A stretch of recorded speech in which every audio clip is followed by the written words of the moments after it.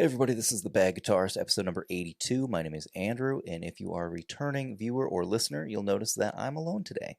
So, if you are a first-time viewer or listener, I always co-host this with my wife, Kat. Unfortunately, she's not feeling very well tonight, so I'm going to do this one alone. And this should be episode 83. We recorded episode 82 last week, and we had a huge issue where we actually had like a really good topic. We talked for like an hour and a half, where these episodes usually go for anywhere between 35 and 50 minutes on average. And we went for like an hour and a half. We had like a good topic, a bunch of releases to talk about. And then when I went to edit the video the next day, we didn't record any audio. It was just video. So I think it was the first time we ever had a mistake that big. So unfortunately, this is going to be episode 82. And a little different format than usual because, like I said, I'm alone tonight. So we're just gonna roll with it. We're gonna do a recap of all the daily news things that I did this week. So if you are new to the channel, or if you haven't caught us yet in this new short form thing we've been doing Monday through Friday, I've been doing daily news updates for all things guitar related, and I'm gonna do a little recap of those, and then we'll probably try to find a topic or two. Usually I have a couple things loaded up, but I wasn't even sure if we were going to do this one tonight, because it feels weird just doing it by myself. But yeah, it's really unfortunate that we'll probably just reuse the topic that I did last week. So let's just jump right in. Also, I just want to say real quick, we do have t-shirts finally up, so they will be available right below this video, most likely, or there's going to be a link directly on our channel to our merch shop. So we've got a couple different designs. I don't know if you could see it past the microphone, but yeah. So we got a couple different designs. We got them finalized. I know we teased those a couple weeks ago. We actually launched last week, and unfortunately we couldn't plug, the shirts on the show because the whole ordeal with everything that went down. So let's just get right to it. Okay. So it was May 4th this week. So a lot of companies did their May the 4th be with you Star Wars releases. So every year Beatronics does theirs, and I'm looking at their site right now. They actually have a few left over still. So a couple that they did, I'm gonna get a screenshot real quick. Sorry if that pops up on the microphone, but yeah. So they did a few different ones. They had the Pollinator, they had the Swarm Fuzz, the Larva Phaser, the Fat Bee Overdrive, the CB Lite. So a few of these are sold out. Looks like they still have the CB Lite with the Empire logo on it. And then there's the Royal Jelly with Darth Vader's face. They're sold out of the Abella Tropical Fuzz that had Darth Maul on it. So there were a few others that were on the site earlier this week, but of course, they all sold out. So if you are still interested in one of those, they've got a few left over. The only ones I'm seeing right now are the Royal Jelly, the CB Lite, and the Swarm Fuzz. So yeah, they had a bunch of them, but like I said, a bunch of them sold out. So I'm actually surprised this is Saturday when I'm recording this, and they still have some available. Speaking of which, with these Star Wars releases, Idiot Box Effects, they had 3 that they dropped today. So they previously had a pedal called the No Moon, which is like a big Death Star themed pedal. And they've broken it up into 3 individual pedals now. So the No Moon is $200, but then these individual ones are $99 each. So there's the Tractor Beam, the Trench Cannon, and the Trash Compactor. Those are if I remember correctly, a Tube Screamer, a Rat, and a Big Muff in no particular order. But yeah, let's see. Tractor Beam is the Big Muff. And the Trench Cannon would be your Tube Screamer. And then Trash Compactor, I'm pretty sure, yeah, that's a Rat. So yeah, $99 each for those. It looks like those might be permanent to their lineup. And that's it for that one.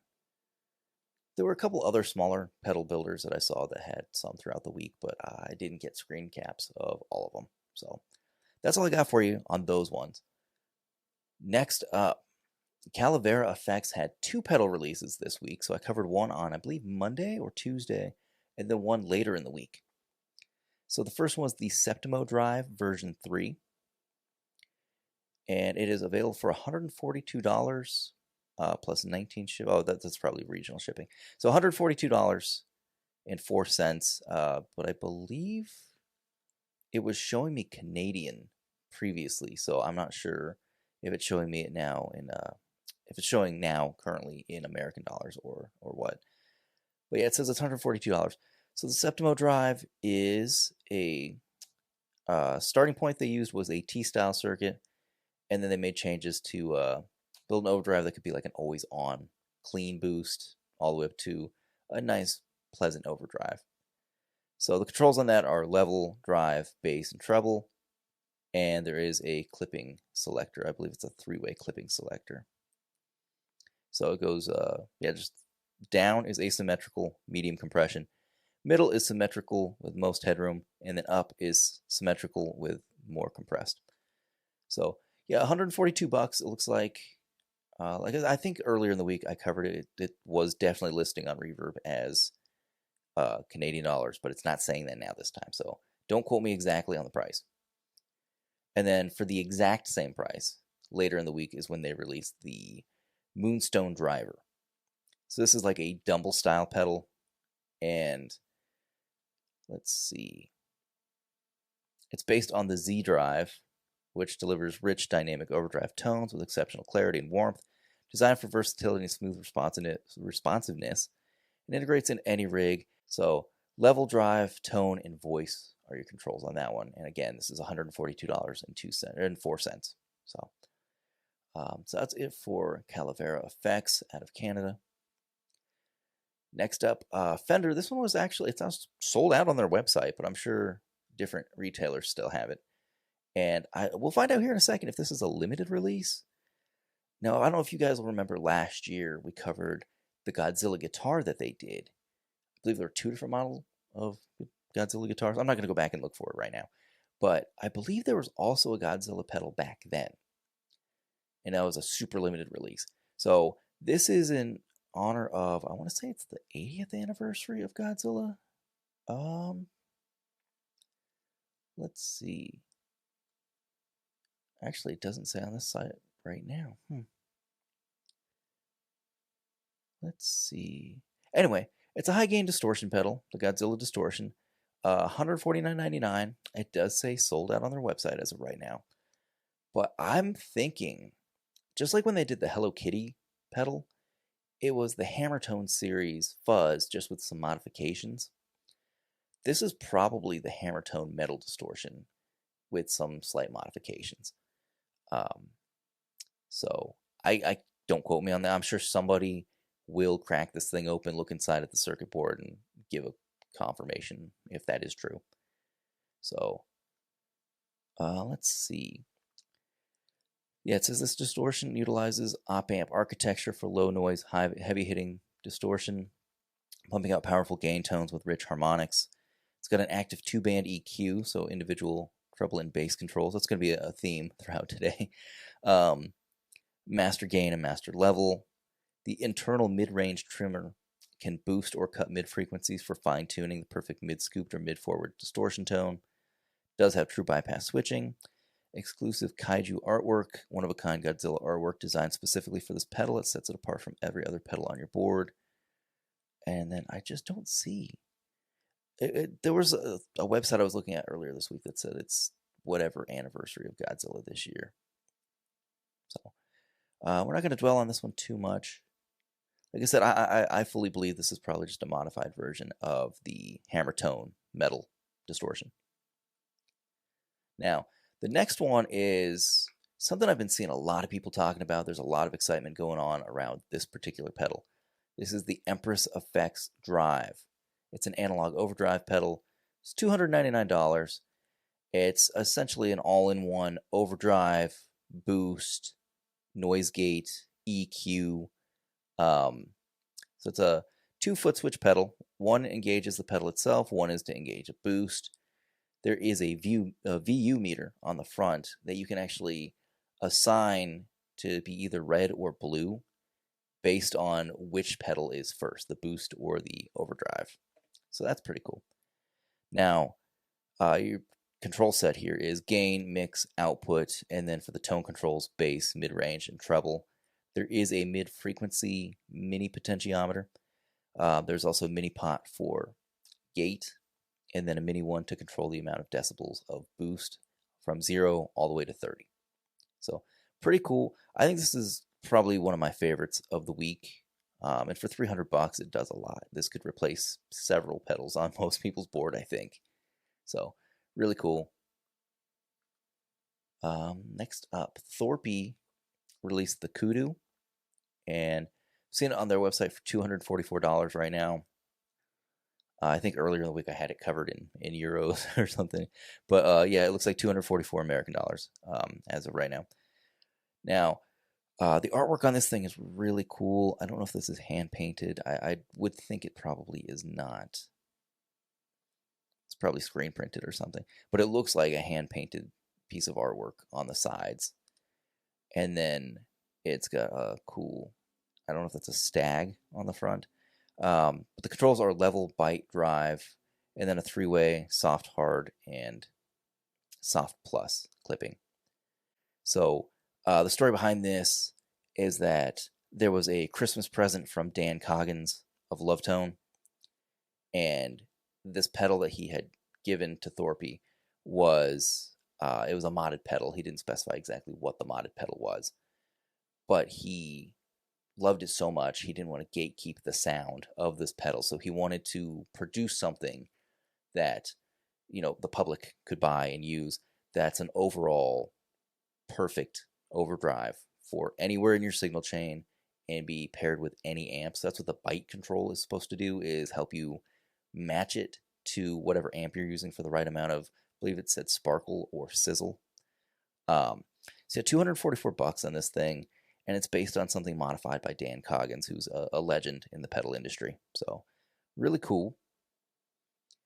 Next up is, there were 3 JHS 3 Series pedals this week. Now, I was actually invited by a local music shop to come down and do a demo on these 3 prior to release date so that I could have a video come out on release day. Now, if you looked at my channel, I did not get that video done. I was not able to get a mobile recording rig together quick enough. So all my stuff I've done is here in this room, and unfortunately I didn't have an easy way to take the lights, the camera, and a portable audio recording device. So instead of using like a field recorder, I would have had to take my full-size rack interface, which that's not, you know, it would have been too complicated. So maybe sometime in the future I can collaborate with that shop and do something with them about it. But you know, with another release coming up, so it's kind of a bummer that I missed this one, because it was like my first real chance to get in on a major release. But yeah, it's kind of cool to see what they came out with. So these 3 new 3 Series pedals are a ring modulator, a bit crusher, and a glitch delay. And as always, the 3 Series is $99 each. And these all sound great. I mean, that's probably the cheapest bit crusher you can get that's made in the USA. And then the glitch delay, if you don't use the glitch function, it functions as a regular delay pedal.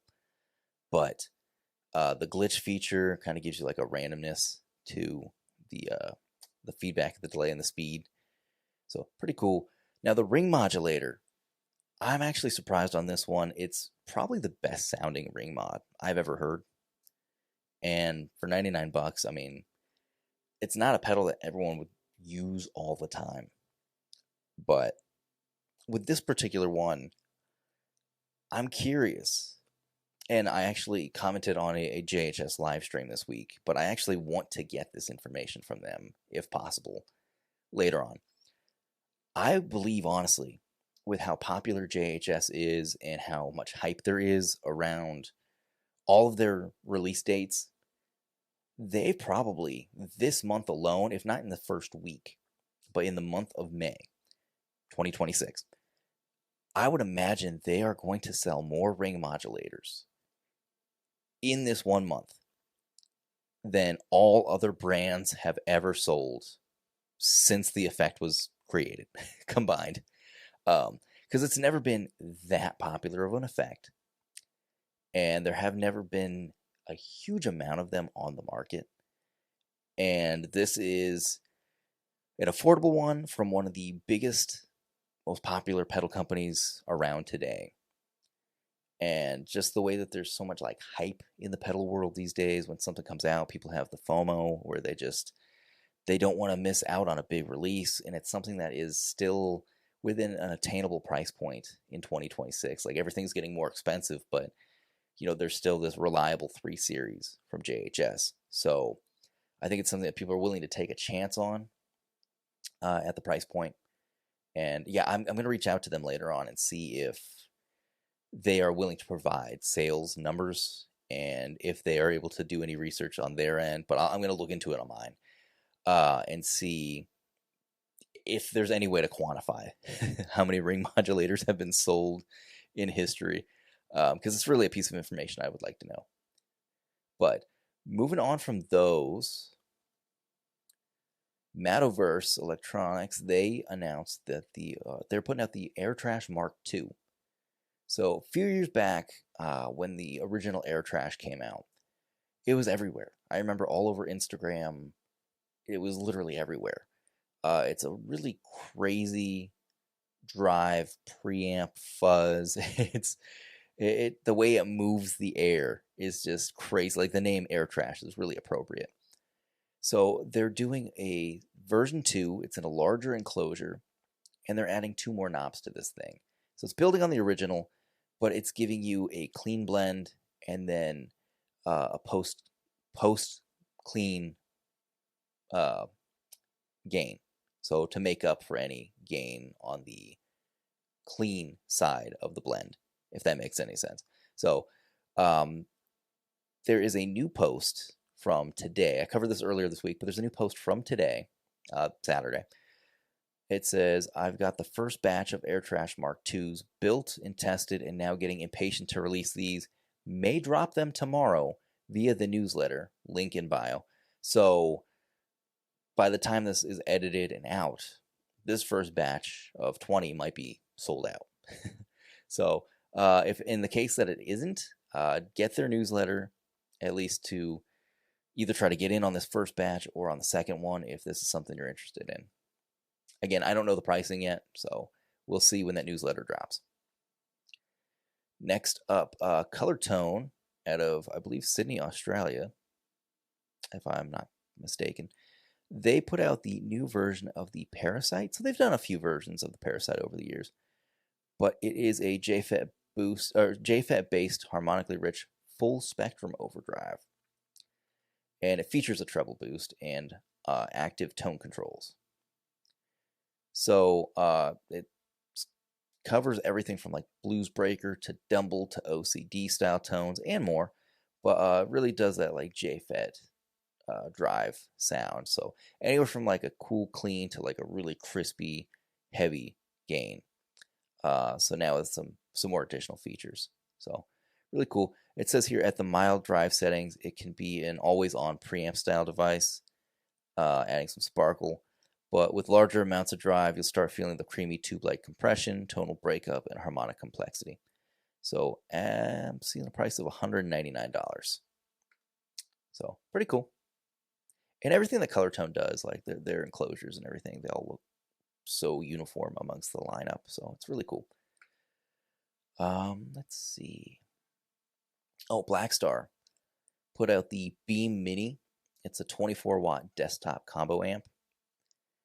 And, this is becoming like a pretty heavily crowded market for these like mini portable amps. You got things like the desktop Yamaha amps that are a little bit bigger than this for sure. You've got like the Spark Mini or Spark Go, whatever it's called. You've got all these other brands coming out with like really feature-packed headphone amps. So this new Blackstar one, it's a 24-watt, one-channel wireless stereo modeling guitar and bass amp with 2 full-range drivers, 2 passive bass radiators. It's capable of NAM capture and IR cab mic sim modeling. There's 35 plus built-in effects. You got Bluetooth, you got USB-C audio interface, then you got like TRRS, headphone jack size, ins and outs. So a lot going on here. And I believe, if I remember correctly, it said there's like, I'm not going to dig through this too much.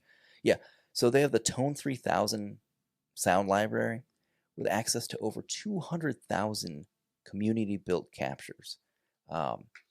So just the amount of stuff they're able to put into these smaller and smaller amps these days gives you something that you could take on the go or practice at home at a lower volume. Use it as a headphone amp as well if you need to, but you can stream Bluetooth through this thing. So it's an all-in-one, all-purpose device. And I mean, you can get professional quality sound out of these things with all the different like captures and stuff. So really cool. The price on this, I don't know if I said already, is $229.99. So still in the realm of affordability for, a lot of people. So something to check out. In the same realm, we have the IK Multimedia Tonex One Plus. Now, there's been speculation about this one for the past couple weeks. Somebody accidentally, I think it was like a UK-based retailer, accidentally leaked it. And yeah, it finally came out. So it's $249.99. And this builds upon the regular Tonex One, but solves a lot of problems that people had with it. Because now there is full MIDI integration, and there is the ability to connect via Bluetooth to an app to edit all your sounds. So you no longer have to be plugged into a computer. You don't have to go through a whole complicated headache. Literally, you just adjust your sounds right there on your phone via Bluetooth. And like I said, full MIDI capabilities now makes this thing just so much more effective. And yeah, I just think it's going to be a lot better for a lot of people versus the regular Tonex One. And it's only like $50 more. So the regular one is like $200. This one's $250. So if that's something you're into, I mean, you could throw this in a backpack, just take it on the go. Take it as a backup rig. Your amp fails, but you're playing a show. Like you could take this as, a line out to to the mixing desk. So pretty cool. So $250. Now, like I said, this thing was something that was accidentally leaked, and I do want to comment on something here.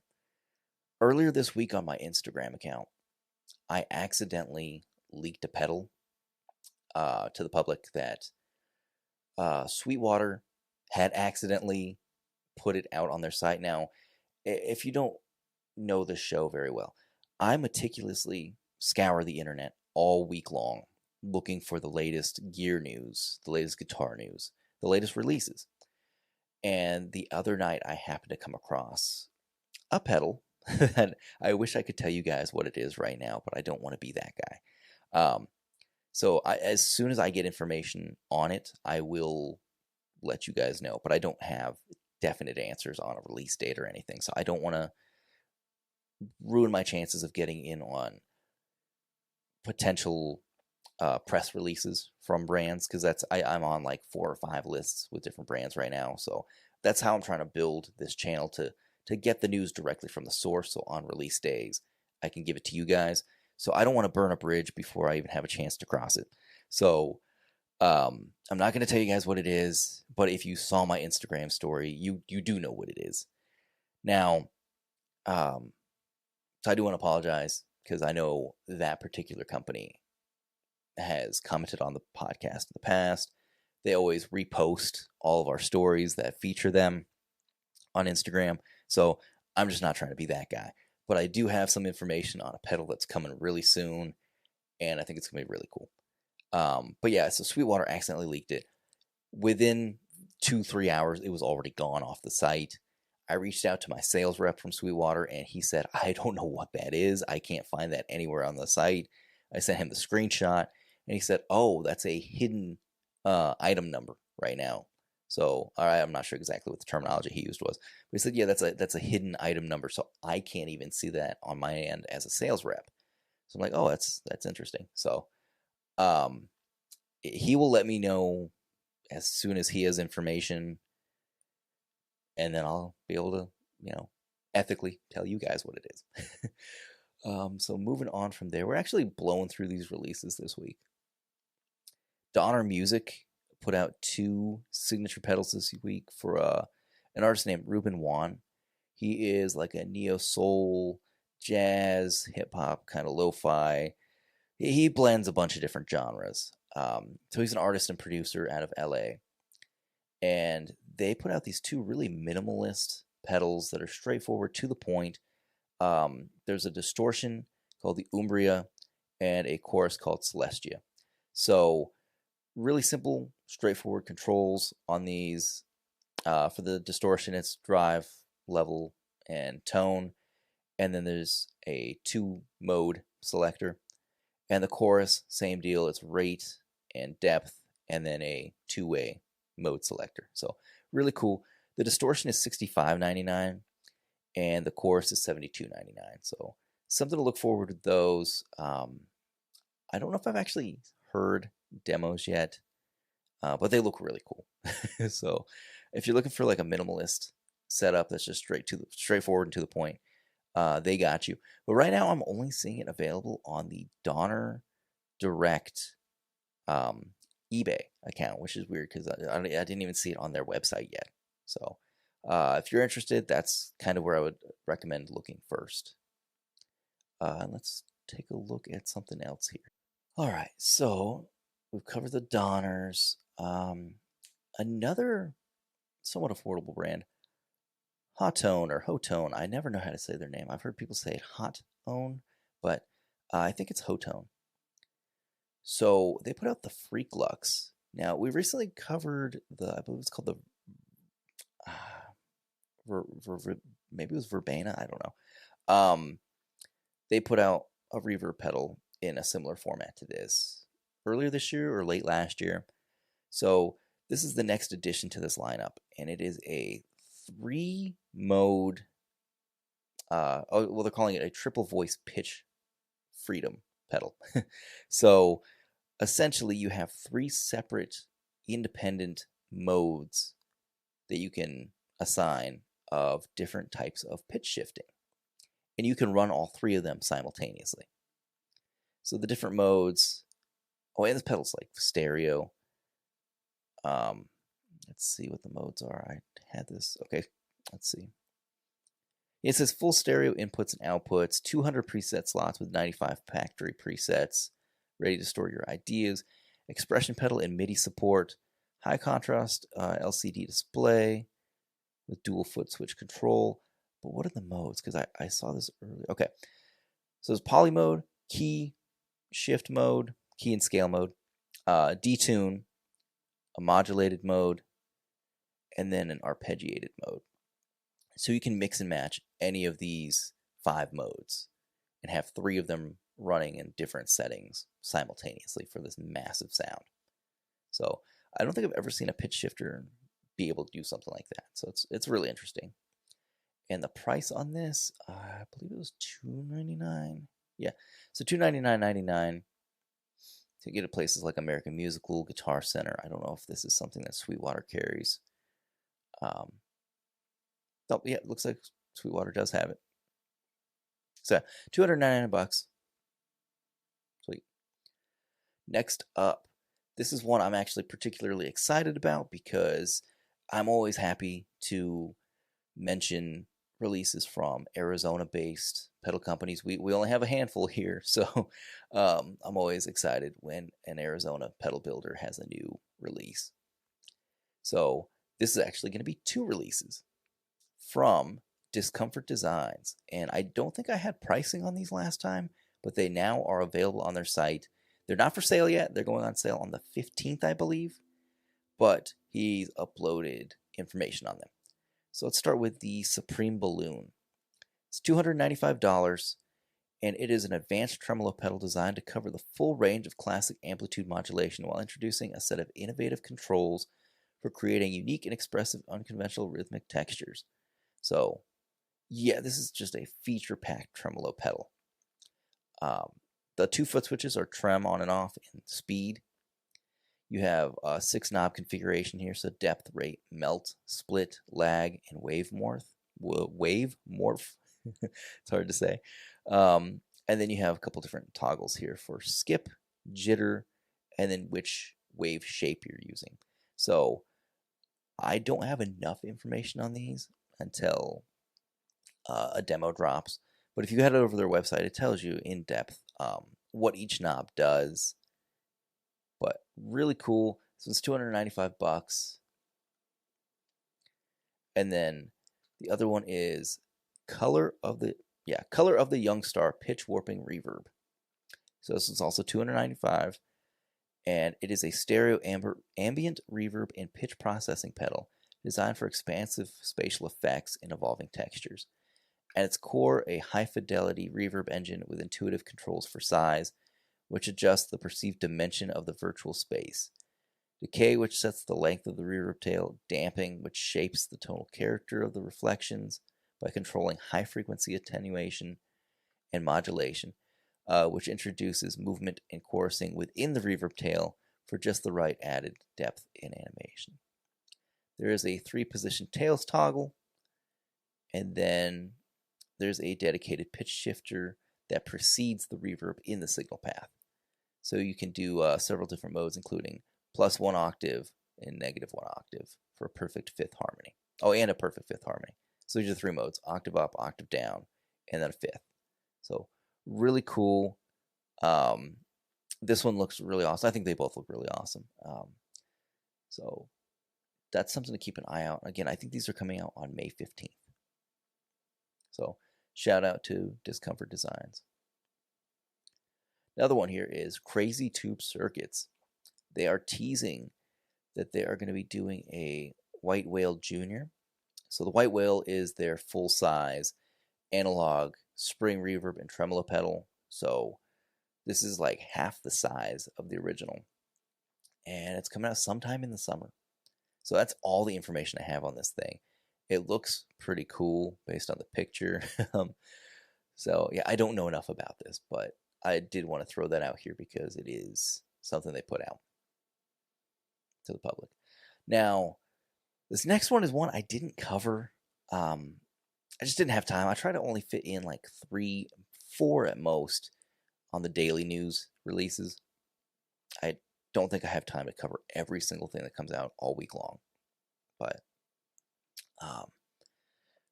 Lerxst and Alex Lifeson, that's his pedal company.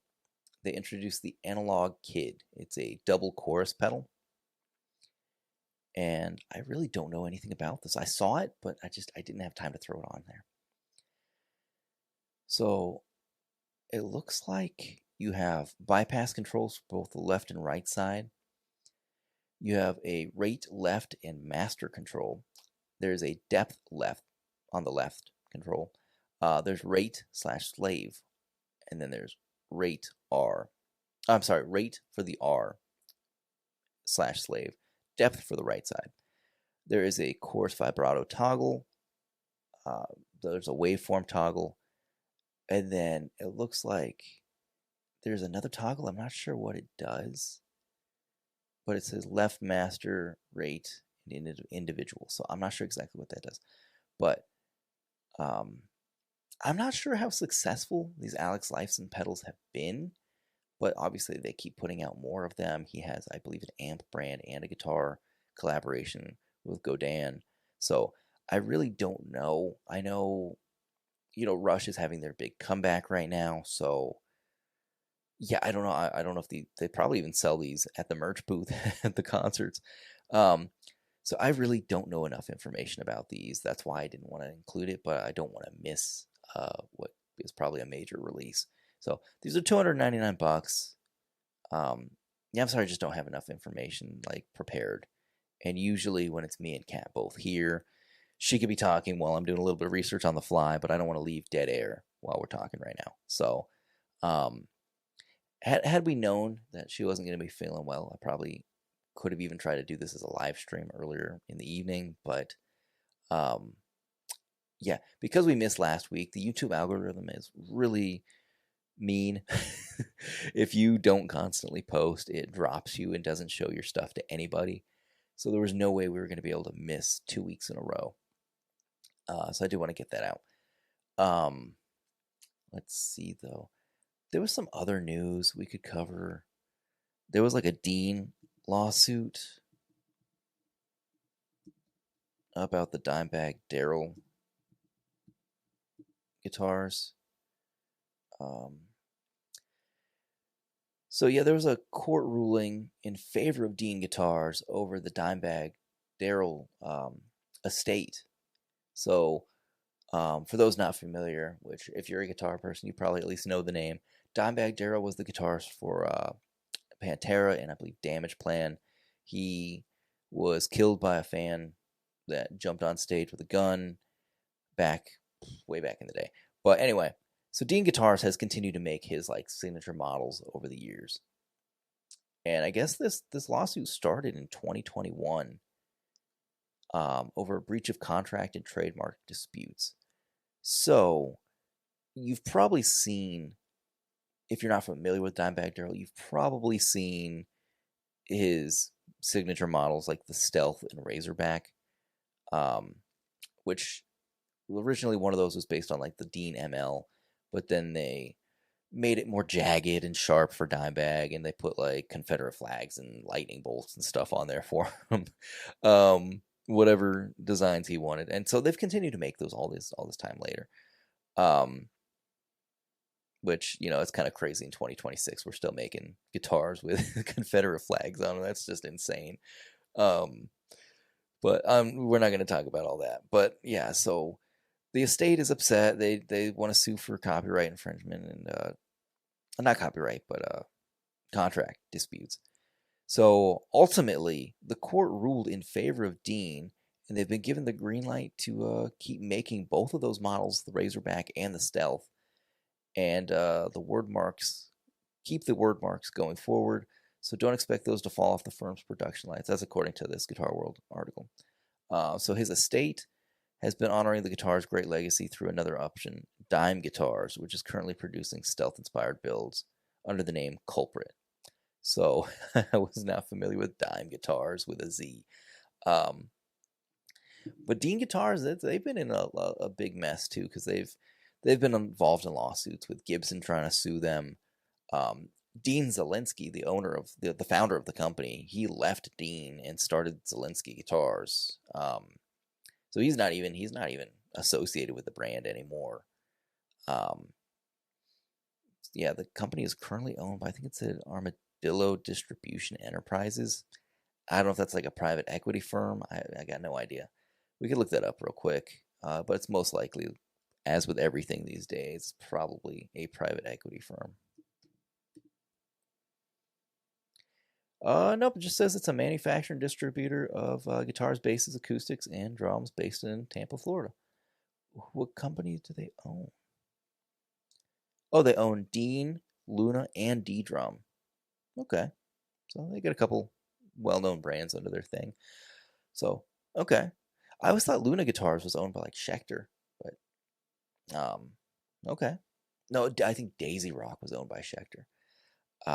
Anyway, yeah, let's move on from that one. I do want to touch on last week's topic a little bit, and I think it was a good topic, but obviously I can't rehash that whole conversation. Kat and I probably did that topic for like 30, 35 minutes straight, because last week there was big news about the collaboration between Chase Bliss and Electronic Audio Experiments. Now, the whole thing, this was big news all of last week. People were upset about the price for this collaboration pedal they did, the big time. It's a $1,000 pedal. So Kat and I went into detail, giving our opinions individually about like, what is the most you would pay, regardless of what it does, what is the most you would pay for a pedal? And we went into the whole thing about like vintage pedals. You know, that's kind of a different story. Like, let's split that into a different category, because like, let's say on this end, you're a collector of vintage Electro-Harmonix pedals or Maestro pedals or whatever, and you want to fill out that collection. You don't need to do anything, but you want to fill out that collection. it might sound more reasonable for somebody to be like, well, it's the last one in my collection. I just need this one 1970 whatever. I'll pay $1,000 for it because you don't know when you're going to find another one. But something like the Big Time, where it's a brand new pedal, and I'm not saying anything bad about the pedal. I mean, it's a huge feature-packed delay. It's got those robot sliders on it. It's got MIDI. It's got all this, everything you could imagine packed into this thing. Now, I'm just saying in general, like I would never pay $1,000 personally for a brand new pedal, regardless of what it does. I probably would never buy a vintage pedal for $1,000 either personally, having just said that other thing. But essentially, like my limit probably for a pedal purchase, regardless of what it does, is probably right around like $500. Now, with the exception of if I really wanted to dive into the world of like modelers, which I've tried before. We've gone over that in the show before. Like it didn't work out for me in the past. Most recently, I had an HX Stomp. It was fine. I just didn't love it. So in the world of like modelers, like if I was going to get something like the Fender Tone Master Pro or a Quad Cortex or something, yeah, those prices make sense because that's not just a pedal. That is like an all-in-one unit. So I'm leaving those excluded from the conversation because those are obviously things that are worth the value that you can get out of them. But because those that can replace your amp, that can really replace all your pedals. But in terms of one single individual pedal, I'm curious to know from the audience, what is the most you'd be willing to spend and why? Like for me, I say 500 because that is the most I've spent on a pedal. And it ultimately, I don't have that pedal anymore, but I think that for a singular effect, I think, something like the Big Time, yeah, they're putting a ton of features into that, but like there are options from like Wampler, Eventide, Line 6 even. Like there are things like the DL4 where, yeah, it's like a multi-effect delay pedal where there's a bunch of delay options in it, but it's still like a singular effect in a pedal. It's in the same category as something like the Big Time, and that's significantly less. So, you can argue about features, presets, MIDI, all that stuff. If that is something you absolutely know you're going to use, and it feels like that pedal is worth $1,000 to you because it has exactly the features you need or want for your purposes, then, I guess that's justifiable. But for me, there's always like a cheaper option from a reliable company that you can find to any pedal that's in that upper range of like 600, 700. Like you're really pushing the limit. And now like boutique pedals, like small batch, true boutique pedals where it's like people like R2R, where he repurposes old like stereos and stuff and turns them into like treble boosters and fuzz. Like he charges a premium for them because he takes that extra effort. He's not just buying components, he's tracking them down and repurposing them. So that's like a true boutique builder.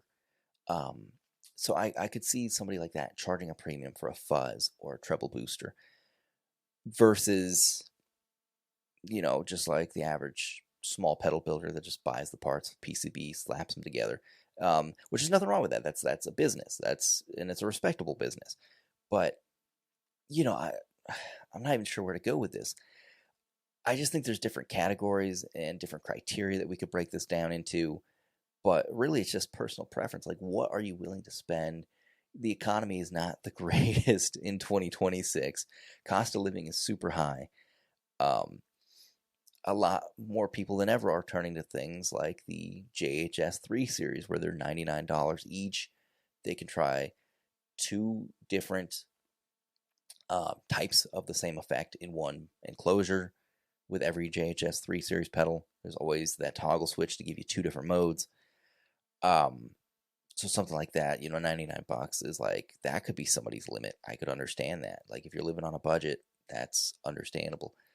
Obviously, you might think it's hard to spend 1,000, like to justify spending 1,000 on a pedal when people every day are spending 1,000 plus on a guitar.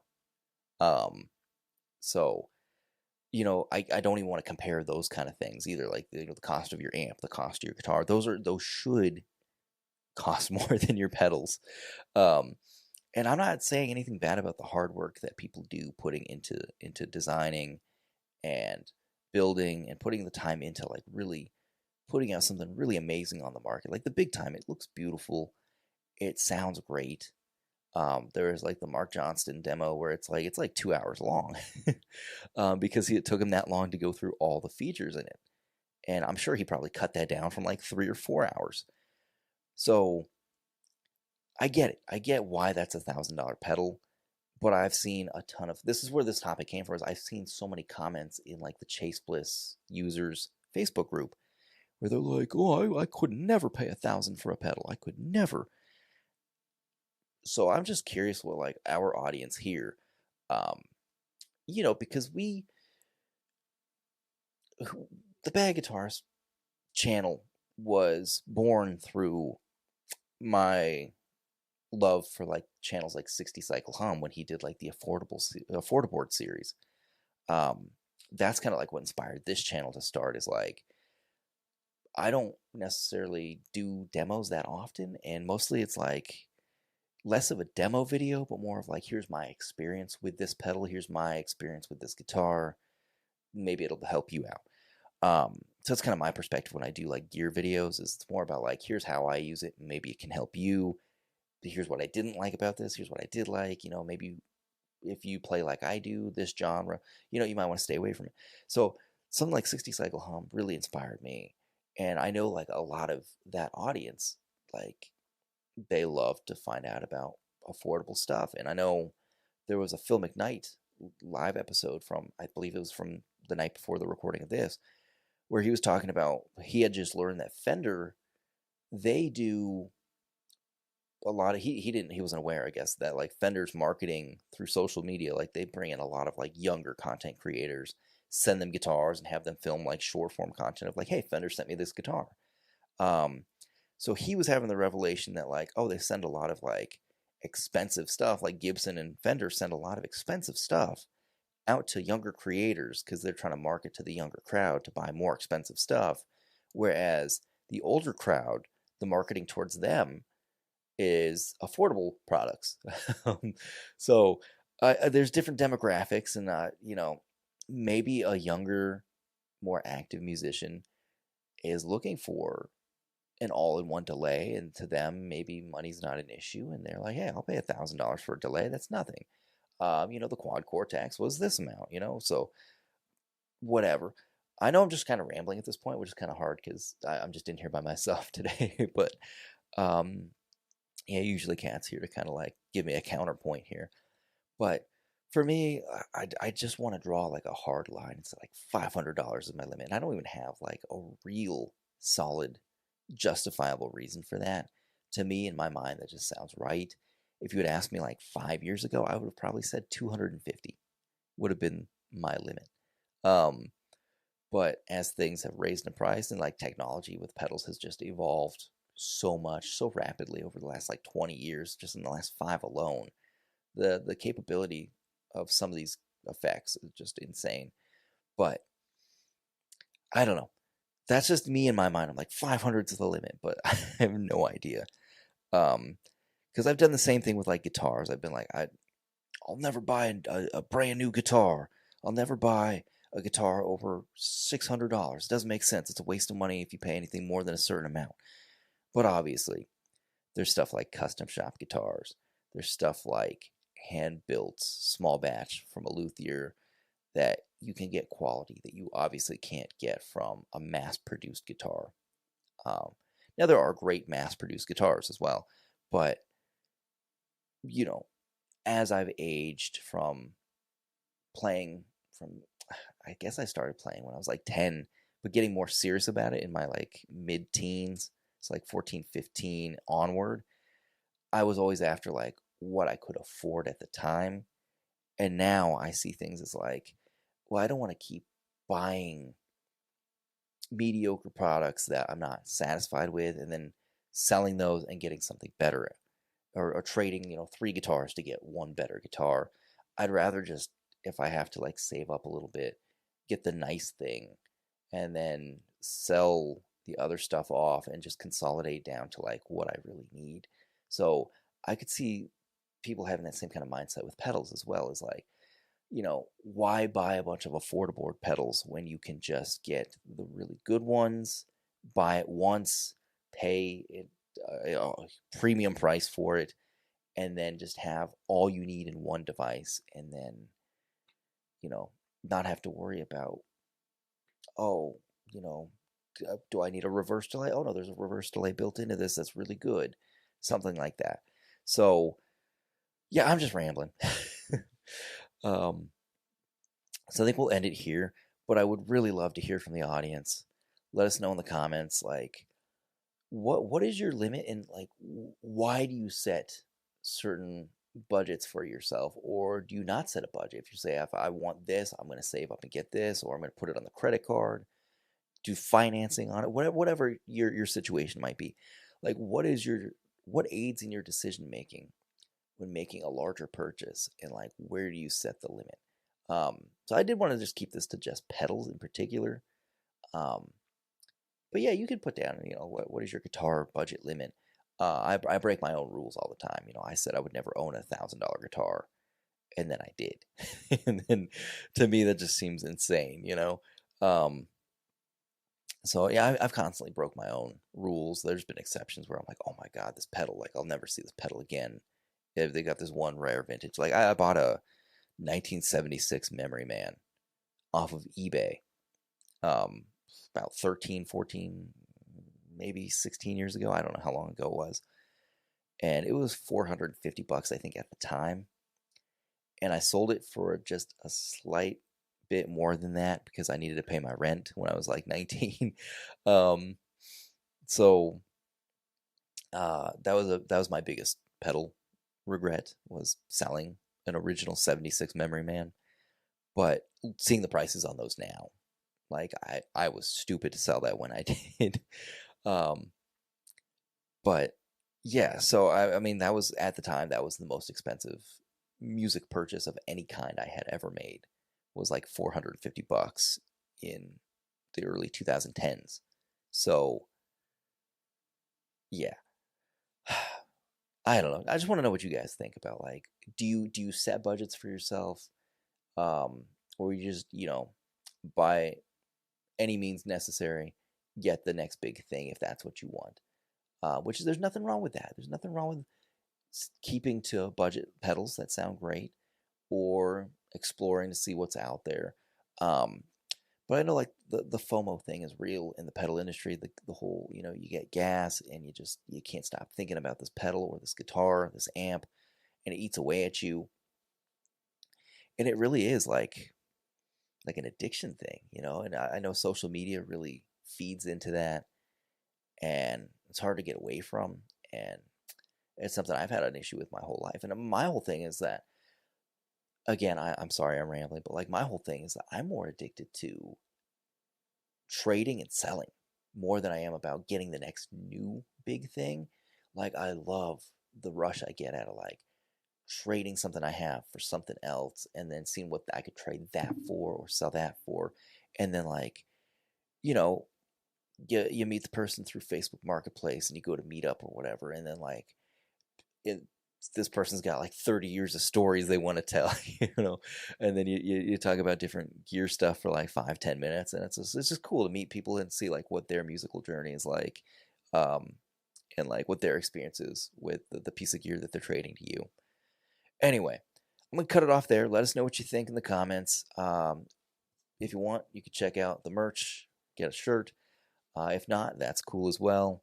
Check us every Monday through Friday for the daily updates on all different social media platforms. And here we are on the weekends for the Bad Guitarist Podcast on YouTube and wherever you get your audio podcasts. We would really love it if you check us out on YouTube. If you help us get to 1,000 subscribers, we're getting closer every day. We're going to do a giveaway. So we'd love to do that. We'd love to give back to you guys, and we'll see you soon. Have a good night.